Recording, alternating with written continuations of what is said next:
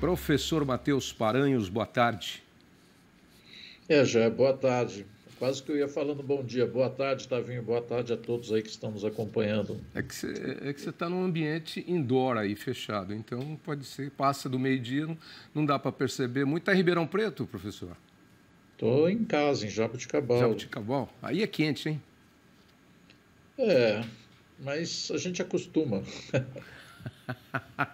Escuta, deixa uma curiosidade. Um dia alguém me perguntou, jabuticabal é porque tinha muito pé de jabuticaba e ainda tem pé de jabuticaba? Tem muito pé de jabuticaba aqui. Tanto, tinha muito no fundo das residências no passado, né? É. E com o tempo isso foi acabando, mas ainda tem muito, ainda tem bastante. Eu mesmo tenho uma pequena chácara que tem 5 jabuticabeiras. Opa, legal. Jabuticaba eu adoro. Pena que ela dura pouco, né? A durabilidade dela é pouca, mas é uma delícia a jabuticaba. Professor, estava sem assunto hoje, aí o João falou para mim, vamos falar do quê? Aí eu pensei, a gente nunca falou de bem-estar animal para equinos, né? Cavalos e éguas e potros. E aí eu comecei a me lembrar de algumas coisas da minha infância, lá no interior, em Marília, às vezes indo na fazenda. Os cavalos eram muito maltratados antigamente, né? O sujeito achava que para domar o cavalo tinha que ser na porrada, no grito, batendo com a espora. Acho que o animal acabava amansando para não querer apanhar mais, né? Para não querer sofrer mais, eu imagino, na cabeça do bicho. Nenhum bicho gosta de sofrer. Não é o melhor jeito. Hoje em dia mudou bastante o conceito e apesar de alguns rincões aí ainda executarem essas práticas erradas, eu acho que descobriu-se que o cavalo é um grande amigo do homem, ele pensa muito como homem, inclusive pessoas autistas e pessoas com algum tipo de deficiência física, elas podem fazer tratamento porque o andar do cavalo, o passo a passo do cavalo, ele tem muito a ver com o do nosso quadril também, né? Dá para falar mais baixo aí, que eu estou falando com o professor Matheus Paranhos aqui, a gargalhada de vocês está saindo aqui. Parece quinta série isso aqui, professor. A escola do professor, como é que era, do Chico Anísio lá? Hã? A escola do professor Raimundo. É impressionante, tem que ficar dando bronca toda hora aqui. Bom, mas se eles estão rindo é porque estão felizes, está tudo certo. Muito obrigado, hein, professor. Olha lá, abre a porta ali, Élica. Olha lá, quer ver? Estão aplaudindo o senhor, professor. Olha lá, ó. Cadê? Aplausos aí, professor. Cadê? Aplausos aí para o professor. Obrigado. Agora, só acabou com a minha moral aqui, viu? Acabou com a minha moral. Calma. Tudo é óbvio que foi um pouco fora do momento inadequado para dar a gargalhada, mas está tudo certo. Olha só. Tá tudo certo. Vem cá, vamos voltar ao nosso assunto aqui. Não é isso? Já se maltratou muito cavalo, né? Para poder... Cavalos. Aí, ela, de fato, no passado ela era feita com base na submissão, né? Na força bruta, usando o conceito que a gente chama de condicionamento de punição. O que você consegue com isso? Você consegue um resultado bom. O animal vai ficar fácil de trabalhar e tudo mais. Só que é pela imposição do medo, né? Então você não consegue fazer um vínculo com o animal positivo usando técnicas como essa. Aí tem esse conceito de criando conexões que já vem... Aliás, ele começou bem antes do tema bem-estar animal ganhar espaço aqui no Brasil, que é a doma racional, a doma índia, horsemanship, né? O horsemanship, exatamente, criando um vínculo positivo com o animal, que é um resultado muito melhor, né? Então, hoje você vê aí pessoas que adotam essa técnica, o cavalo desarreiado, sem nada, nem sem cabeçada nenhuma, sem nada, segue o cavaleiro, né? Indicando que tem algo bom ali na relação entre os dois. Então, isso foi um avanço importante, mas é bom lembrar que a questão do bem-estar dos animais de lida, que você se referiu principalmente aos animais de fazenda, que também tem burro e mula, vamos falar de equídeos, então, não é só a doma, né? É o dia a dia de trabalho. Então, tem que levar em conta períodos de descanso, tem que levar em conta o arreamento se não está causando pisadura, que é algum tipo de machucado no dorso do cavalo, onde o arreio pega e causa algum atrito que pode criar uma ferida até aberta. Também muito cuidado com o uso da espora. O pessoal geralmente não sabe usar e usa ela como um instrumento de agressão, quando deveria ser um instrumento de controle. Inclusive, o tipo de espora que é usado às vezes é inadequado, com ponta muito aguda, que vai fazer corte nos animais. Enfim, tem uma série de detalhes. Você sabe que eu estou junto com o Frederico Simeone, que é o esposo da Carmen, e ela também, trabalhando num manual sobre isso, né? Qual é a embocadura correta, como fazer uma preparação do cavalo para a montaria, qual o período de descanso. Então, tudo isso tem que ser considerado. Professor, isso vai refletir numa qualidade de vida melhor para o animal, numa longevidade, numa saúde melhor, né? Eu acredito que o animal bem tratado, ele tem outro desempenho, né? Com certeza. Vai ter um resultado muito melhor em termos de eficiência na realização do trabalho. Vai diminuir o número de cavalos redumão, né, que é mal domado, aí, que você não tem controle. Eu já fui em muitas fazendas aí que o pessoal monta no cavalo, o cavalo dispara, empina, boleia e joga o cavaleiro no chão e machuca, e eles ficam me perguntando por que acontece isso, por conta dessa condição de criação que não é nada boa. Inclusive, Tavinho, sendo nas grandes fazendas que tem tropas maiores, a forma, né? Treinar a tropa para formar de manhã lá para a hora do arreamento também é um ponto crítico. Tem muita gente que usa a força bruta para ensinar os cavalos a formar, quando não é necessário fazer isso. Tem outras possibilidades usando manejos que não são agressivos.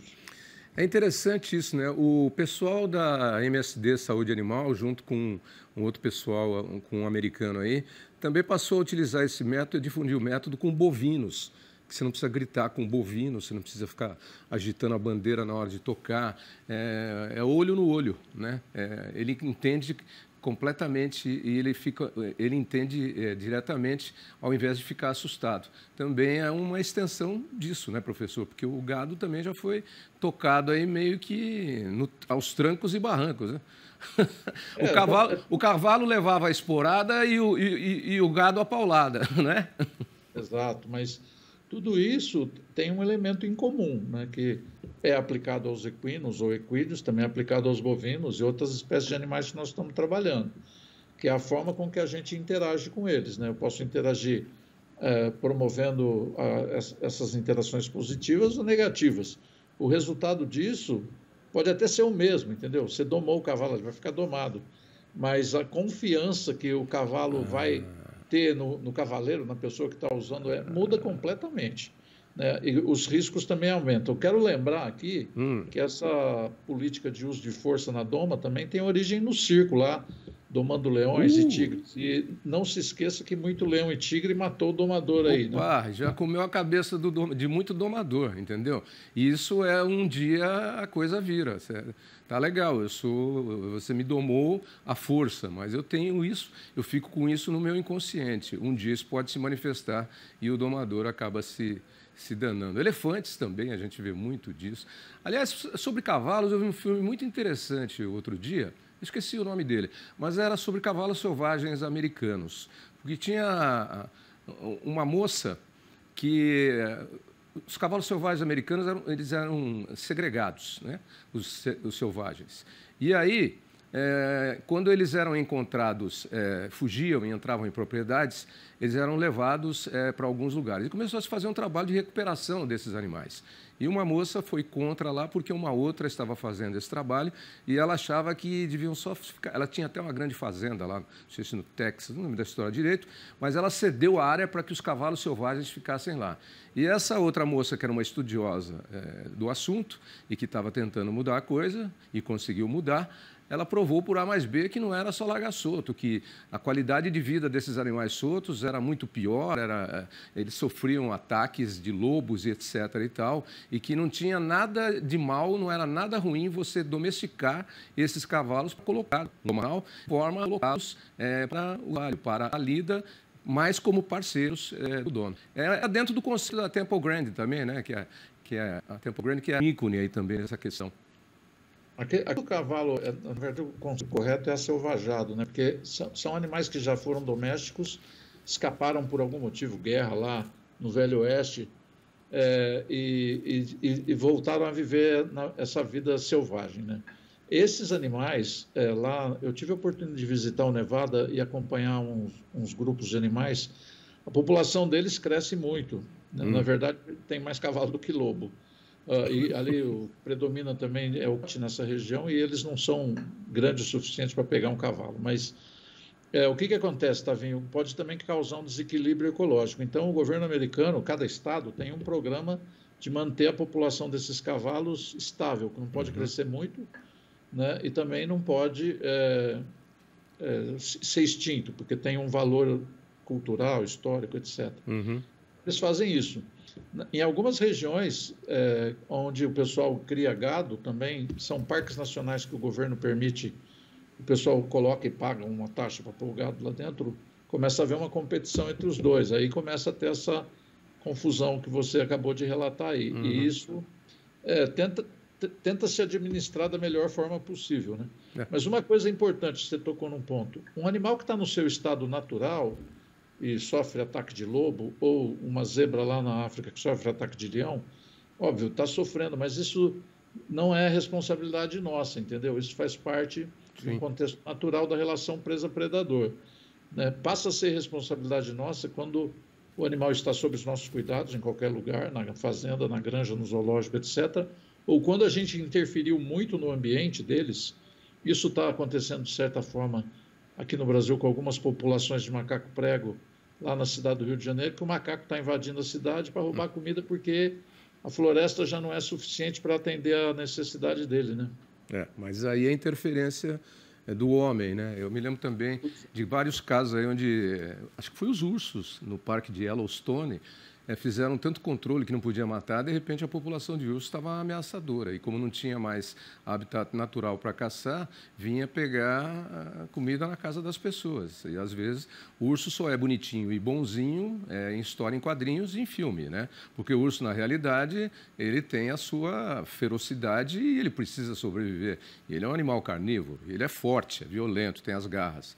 Acontece muito disso, mas aí é a mão do homem, né? Quando o homem entra...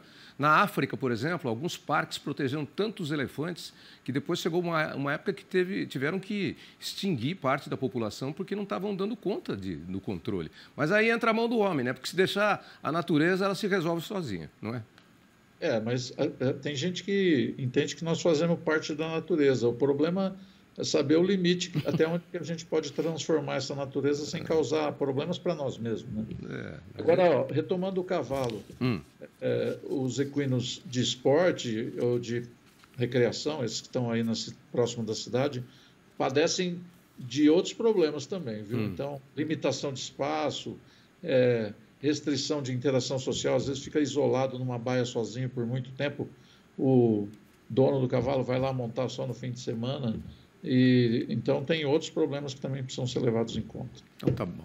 Então fica para mais para frente, já que vocês estão preparando um trabalho aí, a gente aborda isso aí depois com algum especialista ao seu lado aí e faz um resumo disso tudo. Afinal de contas, bem-estar animal é para todos. Não é isso? Professor Matheus, um ótimo final de semana. Hoje já é quinta e até quinta da semana que vem. Tá, um grande abraço aí para todos. Tchau, tchau. Ok, tchau.